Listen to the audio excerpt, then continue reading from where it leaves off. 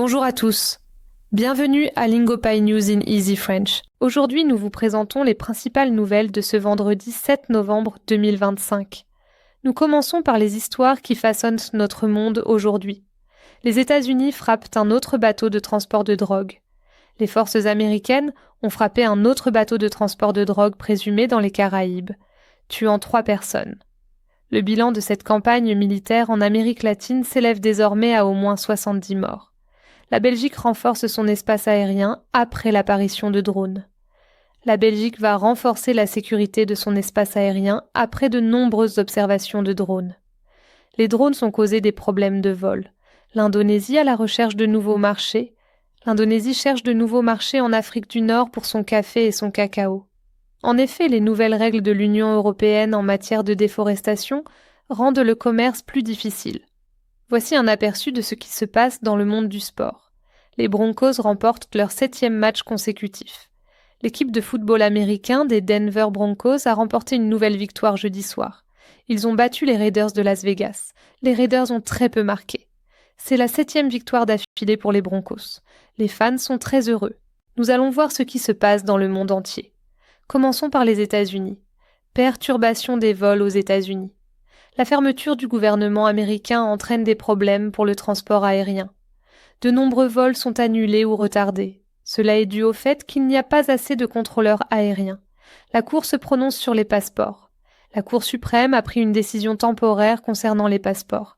Elle déclare que les personnes doivent indiquer leur sexe biologique sur leur passeport. Cette décision met un terme à la décision d'une juridiction inférieure qui aurait autorisé d'autres marqueurs de genre. L'Amérique latine en ligne de mire. Le sommet des Nations Unies sur le climat s'achève au Brésil. Le sommet des Nations Unies sur le climat, qui s'est tenu à Rio de Janeiro, s'est achevé sur l'adoption par les pays de nouveaux objectifs de réduction des émissions de carbone. L'Inde s'est engagée à augmenter sa capacité en énergie renouvelable de 40% d'ici à 2030. Maintenant, direction l'Europe. Règles de l'UE en matière de visa pour les Russes. L'Union européenne rend plus difficile l'obtention de visas pour les citoyens russes. Cette mesure est motivée par des raisons de sécurité liées à la guerre en Ukraine. Les Russes ne pourront pas obtenir de visa leur permettant d'effectuer de nombreuses visites. Confirmation des résultats des élections néerlandaises. Le parti centriste D66 a officiellement remporté les élections aux Pays-Bas. Son leader, Rob Jetten, devrait devenir le plus jeune Premier ministre du pays. Nous passons à l'actualité internationale. Les forces paramilitaires soudanaises acceptent un cessez-le-feu. Les forces paramilitaires de soutien rapide du Soudan ont accepté un cessez-le-feu humanitaire. Cette décision intervient alors qu'un nouveau rapport fait état d'un massacre brutal perpétré par ce groupe.